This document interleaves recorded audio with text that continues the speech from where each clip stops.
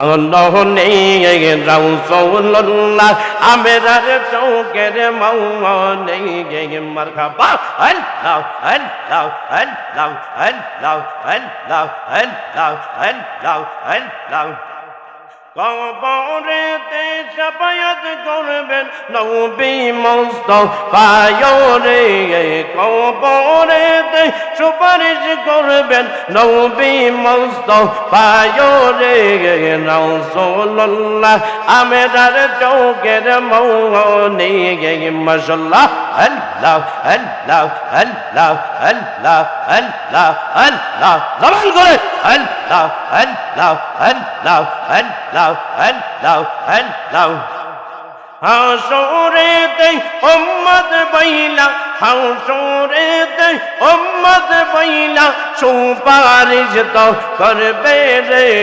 রাসূলুল্লাহ আমেরার চৌকের মৌনে মাশাআল্লাহ আল্লাহ আল্লাহ আল্লাহ আল্লাহ আল্লাহ আল্লাহ আল্লাহ আল্লাহ আল্লাহ মুর্শিদ মুর্শিদ বলে আমার গোমা সেইনা নৌনে আমার বলে বাবা শহীদ বাবা কে মৌনে মাশাআল্লাহ আল্লাহ আল্লাহ আল্লাহ আল্লাহ আল্লাহ আল্লাহ মুর্শিদ মুর্শিদ বলে আমার গোমা সেইনা নৌনে আমার বলে বাবা মুর্শিদ কে মৌনে মাশাআল্লাহ আল্লাহ আল্লাহ আল্লাহ আল্লাহ আল্লাহ আল্লাহ মুর্শিদ আমার আল্লাহর বান্দা গৌর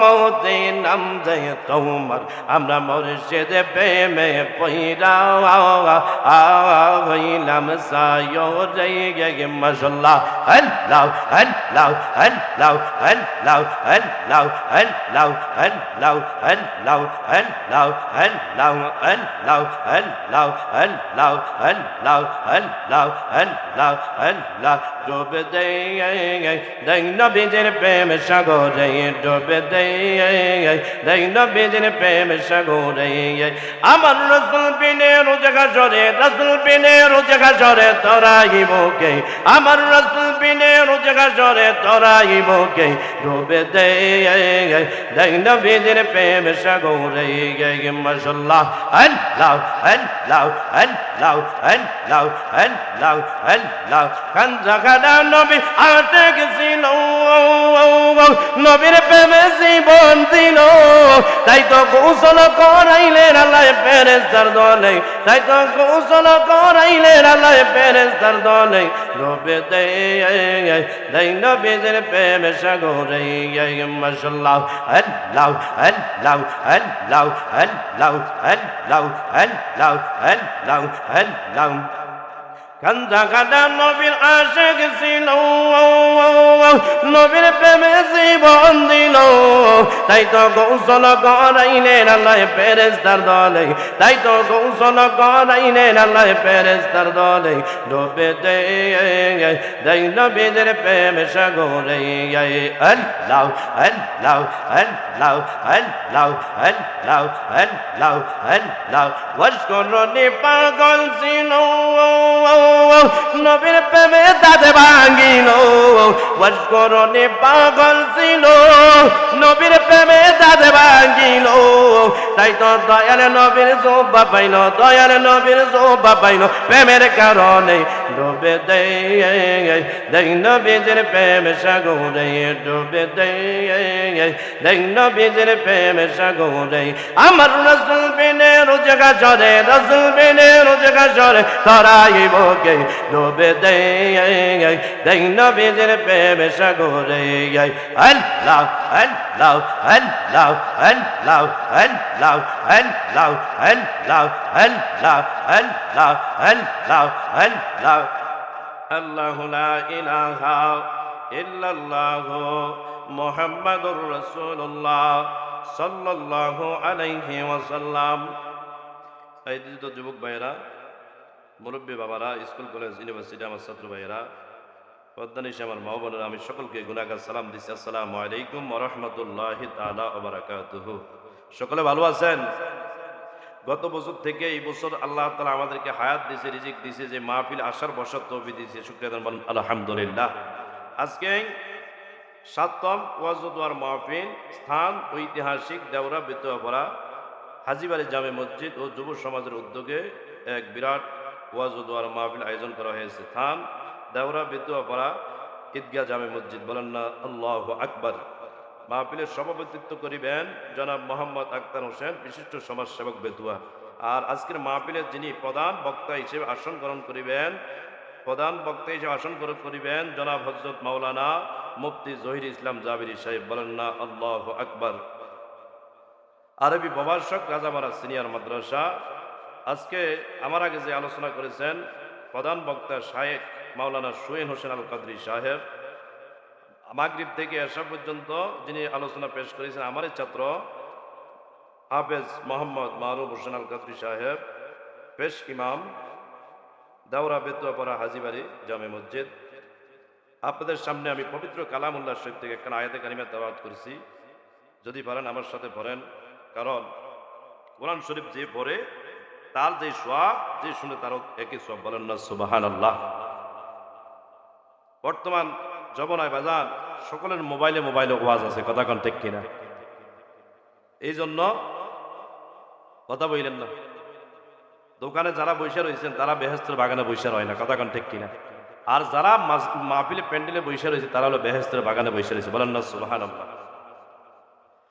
فَمَن يَعْمَلْ مِثْقَالَ ذَرَّةٍ خَيْرًا يَرَهُ وَمَن يَعْمَلْ مِثْقَالَ ذَرَّةٍ شَرًّا يَرَهُ। এই আয়াতের শানে নজুল হলো রে বাজান, আপনাকে আল্লাহ বানাইছে কি জন্য আপনারা জানেন রে বাজান? আল্লাহর ইবাদত করার জন্য বানাইছে, কথা কোন ঠিক কিনা? আপনার আল্লাহ আমার আল্লাহ বানাইছে আমাদেরকে আল্লাহর ইবাদত করার জন্য, আর আপনার নবী আমার নবীর উপর দরুদ শরীফ আদায় করার জন্য। এই রাত্র দিন 24 ঘন্টা আল্লাহ দিছে, এর মধ্যে 2টা ঘন্টা আল্লাহর কাছে আমরা ব্যয় করতে চাই না, কথা কোন ঠিক কিনা? এই 24 ঘন্টার মাধ্যমে 2 ঘন্টা যদি আমরা নামাজের কাজে ব্যয় করতাম, দরুদ শরীফের কাজে ব্যয় করতাম, জিকিরের কাজে ব্যয় করতাম, আর যদি ইসমে জাতের জিকির করতাম, আল্লাহর কসম দিয়া বলি একটা মানুষও শয়তানের কাজে যাইতো না, কথা কোন ঠিক কিনা?